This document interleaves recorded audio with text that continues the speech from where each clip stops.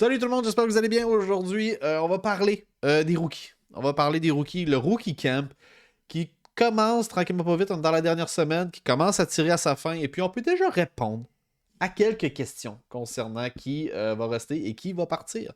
C'est un peu de ça qu'on va parler aujourd'hui. J'espère que vous appréciez ce genre de format de vidéo-là où est-ce qu'on parle de potins, d'actualité sur le Canadien de Montréal. Aussi sur partout, à travers la Ligue nationale de hockey, on est une nouvelle chaîne sur YouTube, une nouvelle chaîne indépendante en française. On a besoin de votre soutien. Thumbs up et puis appuyez sur le bouton rouge en bas de l'écran pour s'abonner. C'est gratuit, ça fait plaisir. Sur ce, on passe direct dans le vif du sujet avec la vidéo d'aujourd'hui. Comme je disais, on a la liste ici. On a la liste de tous ceux-là qui ont fait le camp d'entraînement.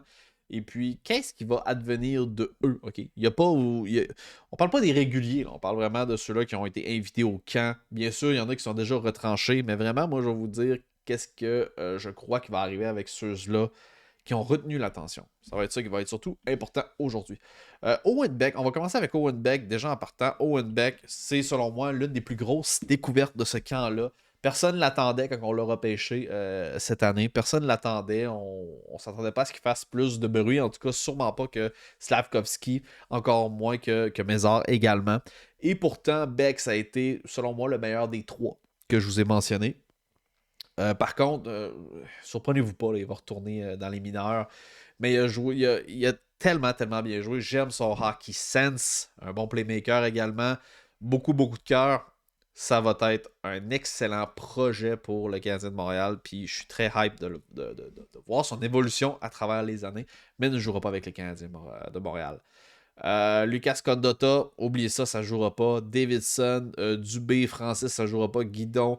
Emile Henneman, c'en est un autre, ça aussi. OK? Emile Henneman, c'en est un autre qui a joué un solide, solide camp. Ça aussi, quand même. Puis lui, je pense que si je ne me trompe pas, il est un peu plus gros, un peu plus imposant, mais lui aussi joue énormément du côté physique, donne des bonnes passes, bonnes mises en échec. J'ai adoré le travail de Henneman. Malheureusement pour lui, je ne crois pas qu'il va jouer cette année avec le Canadien de Montréal. Il va sûrement jouer dans les plus petites ligues également. Si je ne me trompe pas, lui, ça fait déjà 2 ans qu'il est en développement. Et puis, il y a des gens qui auraient aimé ça le voir à Laval avec le Canadien de Montréal pour commencer. La situation l'oblige. On a tellement trop d'attaquants présentement avec le Canadien de Montréal. On le verra pas. Mais a laissé une marque très, très positive pour l'avenir. Donc, Emile Henneman commencera pas à Montréal. Par contre, très, très bonne note pour lui. Kidney, je pense que on n'est pas dans la dernière chance là, pour Kidney, mais quand même. Non, c'est un jeune joueur de 19 ans. On n'est pas dans la dernière chance du tout, même. Là. On l'a pris deuxième, 31e overall, en fait. 31e overall en 2021. Kidney. Petit joueur, hein? 5 et 11, 176. Pour moi, Kidney, c'est sûr et certain que ça va être une autre année de développement. Ça va être une autre année de développement, on ne le verra pas à Montréal pour commencer. Et puis, je vais le mettre dans le même duo que Philippe Mézard.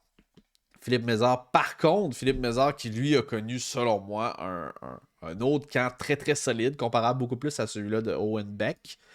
Mais ça aussi, c'en est un autre qui va jouer dans les mineurs. Très très bonne, très très bonne performance, Philippe Mézard.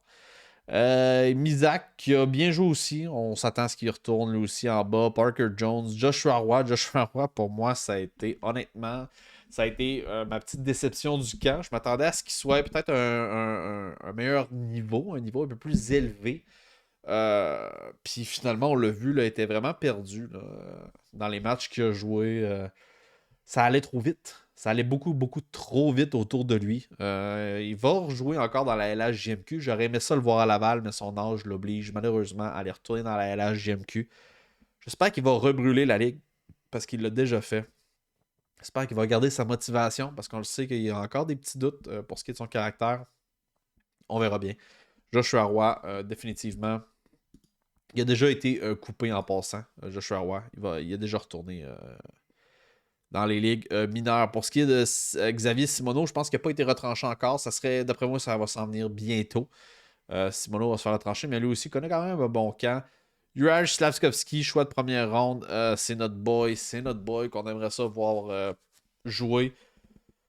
Moi, vous m'aimerez peut-être pas, mais moi, je suis d'avis quand même à le faire jouer à Montréal pareil, même si il n'y a pas eu un gros camp. Moi, je vais vous l'avouer, je serais le genre d'entraîneur qui donnerait un passe-droit à ce gars-là parce que c'est notre premier, c'est le premier choix overall. Je le ferais jouer 9 matchs. Je le ferais jouer 9 matchs no matter what, avec les meilleurs éléments qu'on a pour être capable de vraiment le sizer comme du monde. Je le mettrais à gauche de Suzuki et Caulfield, concrètement, là. Ouais, no matter what. Je sais qu'il y a des gens qui n'aimeront pas ça, mais moi, il commencerait là, même si je crois que de plus en plus que ça avance, plus en plus que je crois que Slavkovski fera pas le club. Il va jouer avec les Bulldogs. 100%. Brent Stempley, je le connais pas, fait que c'est sûr certain qu'il jouera pas avec le Canadien. Oubliez ça. Côté défenseur, là, ça va devenir intéressant côté défenseur parce qu'il y a beaucoup plus de nuances de gris, selon moi, qu'avec les attaquants. Justin Barron, c'est un gars que pour moi, encore, même s'il y a eu un excellent match hier, il a encore la chance de se reprendre. Il a encore la chance de se reprendre. Il y a eu un bon match hier, défensivement, correct. On ne capotera pas avec ça. Correct. Mais offensivement, très très bon. Très très très très solide offensivement. Puis c'est ça sa tasse de thé aussi. On essaie de le faire jouer à droite, un peu moins naturel pour lui, je crois. C'est une période de transition. Mais overall, pour moi, je maintiens encore que c'est une petite déception. Je m'attendais à ce que son niveau ait augmenté encore parce qu'il a joué quand même quelques matchs à Montréal l'année passée. Puis on était beaucoup plus. On a beaucoup plus aimé son travail, en tout cas, que là, ce qui nous montre en début d'année. Mais bon, je serais pas surpris. Ce gars-là va commencer à Montréal, je crois encore. Puis c'est une bonne chose qu'il commence à Montréal dans ce nouveau rôle-là qu'on va lui donner. On va lui donner du temps, 100%. Après ça, on a un Centoram, je ne connais pas. Fairbrother, pour moi, c'en est un que lui, il a joué un camp honnête, mais ça aussi, c'en est un qui va aller à Laval. Kaden Goulet, lui, il doit se magasiner un appart. Il doit se magasiner un appart cette semaine, pas le choix. Il doit se magasiner un appart à Montréal où il va aller avec du monde. Il va commencer, 100%. Moi, je suis sûr et certain qu'il va commencer à Montréal.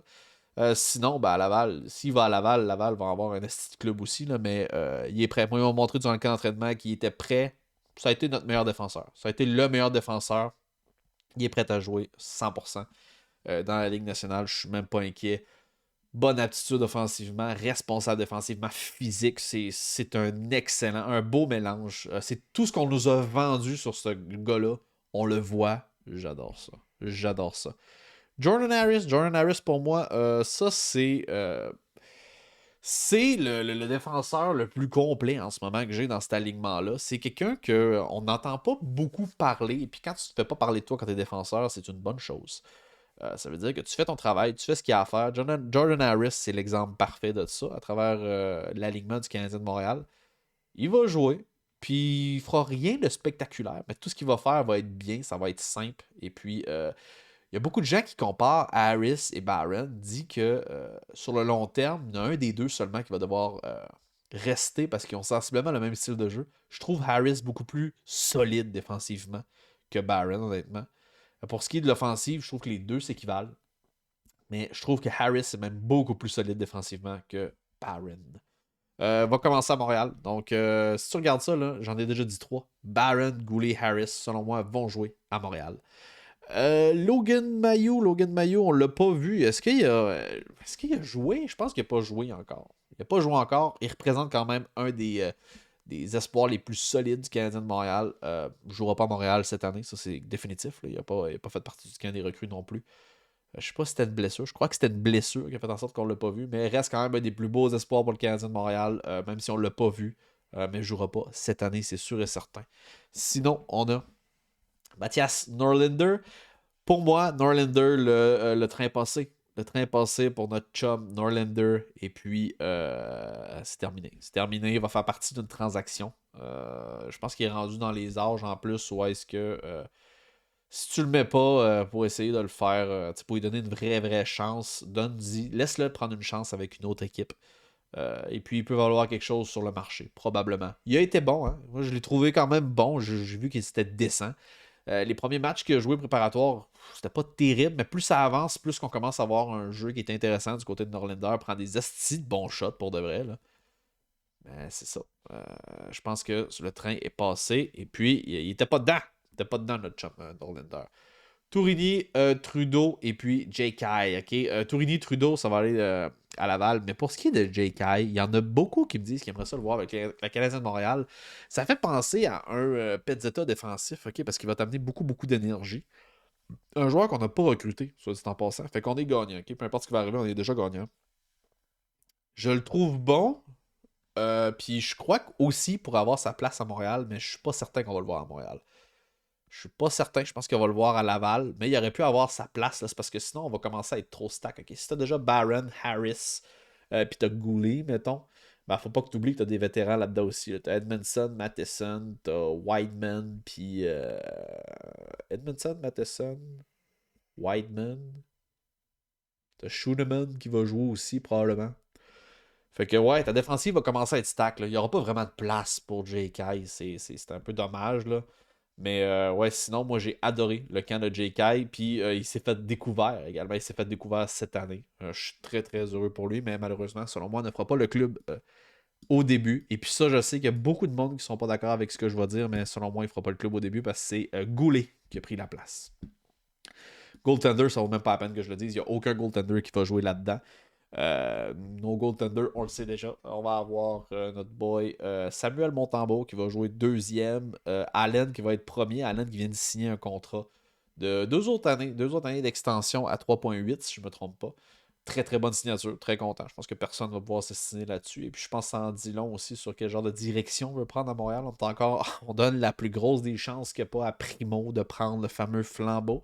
Primo qui va être à Laval. J'ai encore des doutes sur Primo. Je sais que il y a beaucoup de gens qui aimeront pas qui aiment pas ce que je dis en fait sur Primo parce qu'ils veulent que ce soit lui, notre boy. J'ai encore des doutes. J'ai encore des doutes sur Primo, mais je sais qu'on lui laisse toutes les chances possibles pour pouvoir se développer et puis prendre le spot qui va lui revenir, qui lui revient pour certains. Hein. Moi, ça me fait toujours plaisir de vous parler de l'actualité du Canadien de Montréal. Ça fait déjà 12 minutes que je parle, puis je pense que j'en ai assez dit là-dessus. J'espère que vous aurez apprécié la vidéo. Laisse-moi un gros pouce bleu si tu as aimé la vidéo. Et puis, abonne-toi à la chaîne. C'est gratuit, ça fait plaisir. Ça m'aide à percer l'algorithme YouTube. On est une chaîne francophone. Il n'y en a pas beaucoup sur YouTube. Puis ça ressemble à ça. Merci beaucoup d'avoir été là. Peace out, guys.